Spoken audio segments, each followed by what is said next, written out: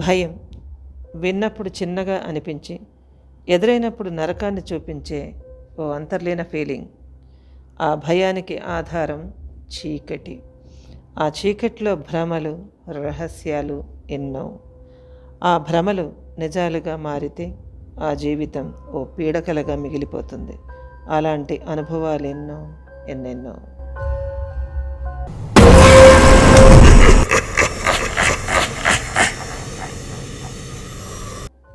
మీ అందరి సహాయ సహకారాలతో ముందుకు దూసుకువెళ్తున్నటువంటి మన ఛానల్ని మరింతగా ఆదరించి మీ సబ్స్క్రిప్షన్స్ రూపంలోనూ మీ లైక్స్ రూపంలోనూ తెలియజేస్తారని, మన ఛానల్తో కలిసి నడుస్తారని మనస్ఫూర్తిగా కోరుకుంటున్నాను.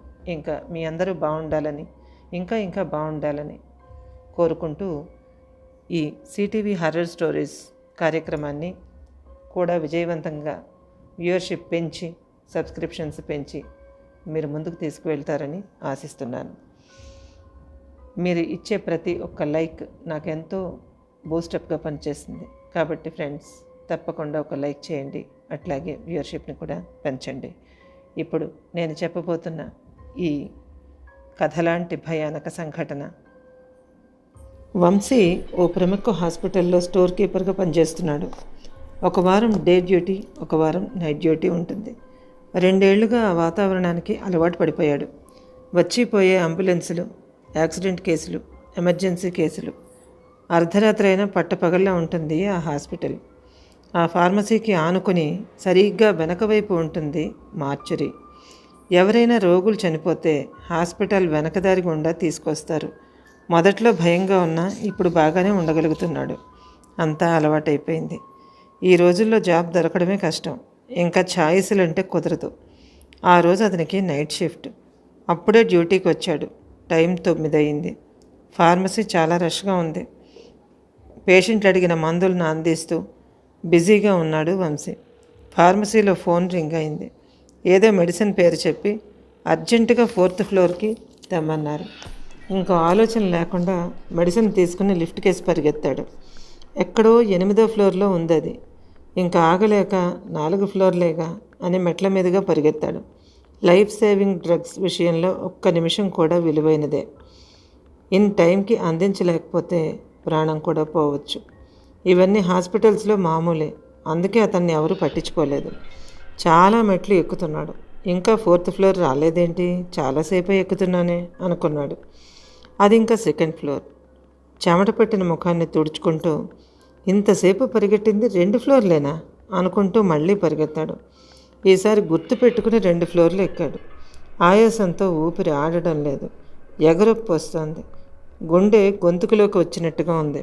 ఆయాసాన్ని కంట్రోల్ చేసుకుంటూ అమ్మయ్య వచ్చేసా అంటూ గోడకేసి చూశాడు. అంతే, తన కళ్ళని తానే నమ్మలేకపోయాడు. అక్కడ గోడ మీద 2nd ఫ్లోర్ అని రాసింది. అదేంటి, నాకు బాగా గుర్తు.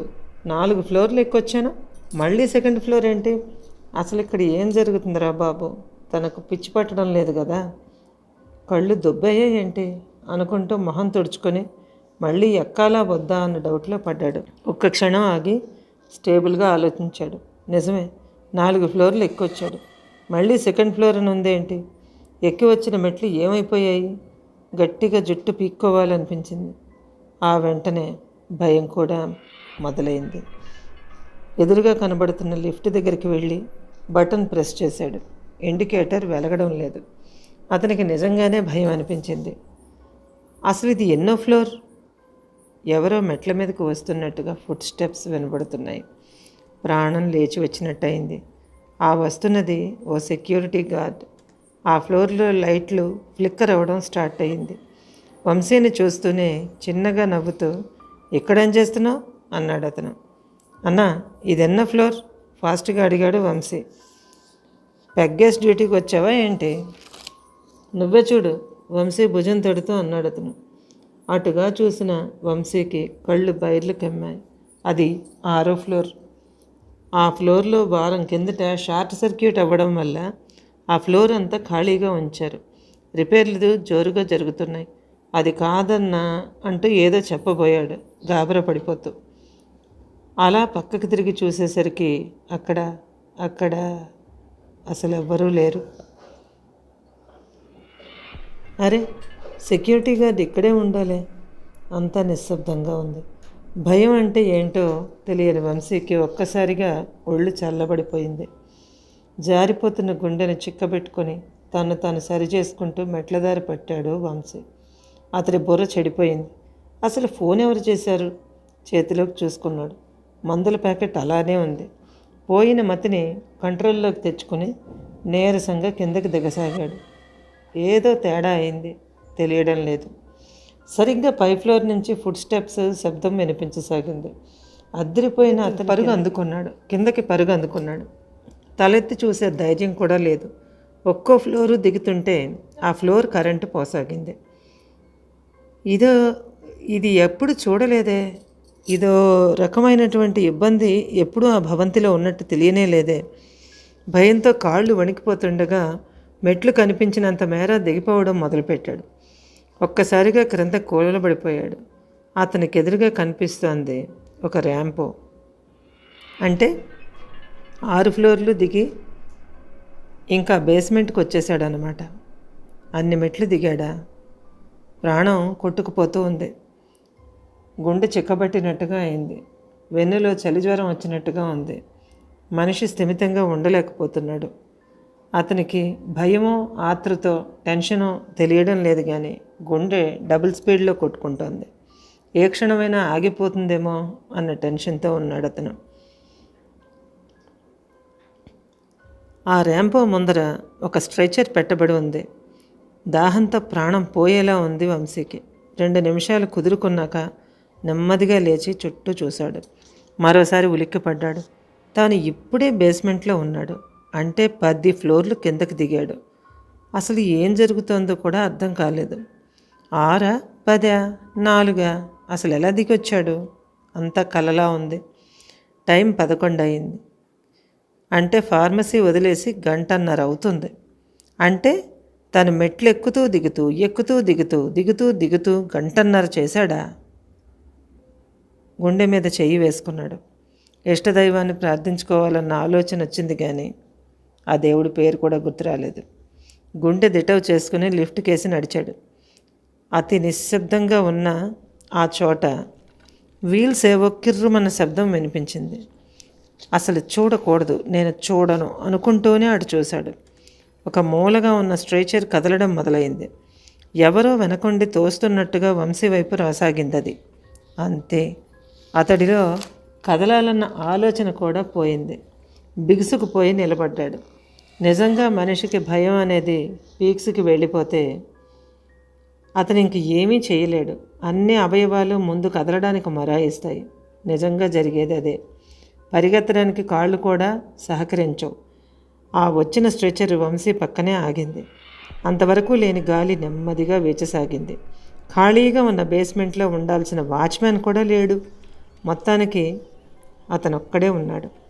అక్కడ అంతా మార్పులు చోటు చేసుకోసాగాయి. లైట్లన్నీ ఫ్లిక్కర్ అవుతున్నాయి. గాలి వేగం హెచ్చింది. ఆ గాలి కూడా చాలా కూల్గా ఉంది. ఆ గాలికి స్ట్రెచర్ మీద కప్పిన తెల్లబట్ట పక్కకి తొలగింది. వంశీ గుండె ఆ భయానికి ఏ క్షణంలోనైనా ఆగిపోయేటట్టుగా ఉంది. వద్దు వద్దు అనుకుంటూనే అతని కళ్ళు అటు తిరిగాయి. అక్కడ స్ట్రెచర్ మీద ఒక శవం పడుకోబెట్టబడి ఉంది. ప్రాణం పోయి చాలా గంటలు అయినట్టుగా ఉంది. ఎక్కడికక్కడ చర్మం బిగుసుకుపోయి చిన్నగా తెరుచుకున్న నోరుతో అతుక్కుపోయిన కళ్ళతో అతి భయంకరంగా ఉంది. నిలువెల్లా వణికిపోసాగాడు వంశీ. 2 సంవత్సరాల నుంచి అతడు చూస్తూ ఉన్న అలవాటైన దృశ్యాలే అయినప్పటికీ కూడా ఆ క్షణం, ఆ నిమిషం, ఆ సమయంలో అతడి గుండె భరించలేకపోతుంది. చెమటలు ధారలు కడుతున్నాయి. ఆ శవం ఎవరిది? ఇదంతా ఏంటి? నాకే ఎందుకు ఇలా అవుతుంది? అతని మెదడు స్తంభించింది. సరిగ్గా అప్పుడు మనిషి అనేవాడు ఊహించలేని విధంగా జరిగింది ఒక భయానక సంఘటన. ఆ సంఘటన ఎవరైనా వేరే వాళ్ళు చెబితే బతికున్న ఏ మనిషి నమ్మడు. అది కేవలం అనుభవించిన వాళ్లకు మాత్రమే ఆ భయం గడ్డకట్టడం అనేది తెలుస్తుంది. అటువంటి భయానక సంఘటన ఆ బేస్మెంట్లో చోటు చేసుకుంది. అసలు ఆ సంఘటన ఏంటంటే, ఆ బిగుసుకుపోయిన శవం ఎవ్వరూ ఊహించలేని విధంగా చిన్నగా తెరుచుకున్న నోరు, దవడ ఎముకలు పట్ట పట్ట పట్ట శబ్దం చేస్తూ విరిగిపోతూ ఉండగా ఒక్కసారి పెదాలు విచ్చుకుని నవ్వింది. ఆ 60 ఏళ్ల వృద్ధుడి శవం. అంతే, చూస్తున్న వంశీ మైండ్ ఫ్రీజ్ అయిపోయింది. అంతవరకు కూడగట్టుకున్న శక్తి ఎక్కడికో ఎగిరిపోయింది.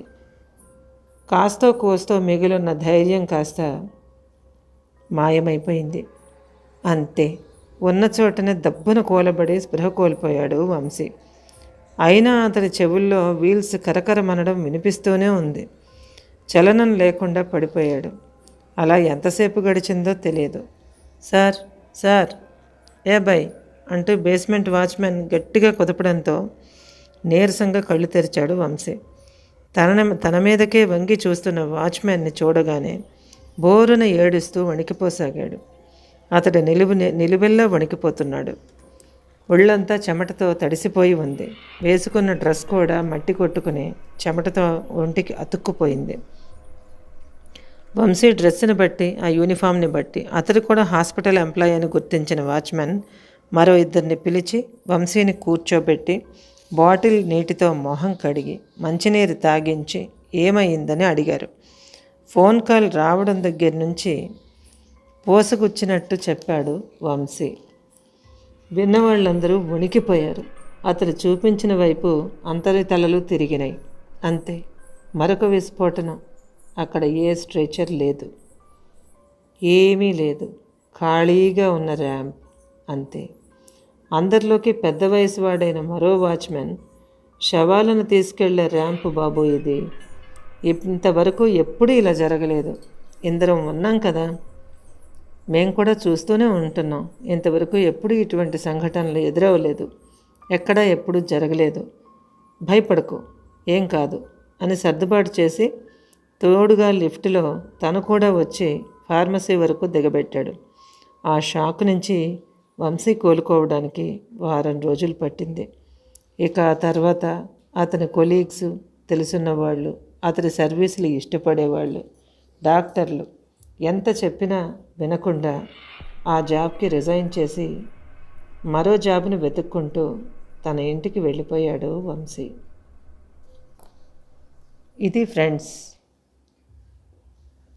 ఈ కథ, యథార్థ కథ మీకు ఎలా అనిపించిందో తప్పకుండా మీ లైక్స్ ద్వారా తెలియచేస్తారని. మీ ప్రతి ఒక్క లైక్ నాకు ఒక బూస్టప్ లాగా పనిచేస్తుంది.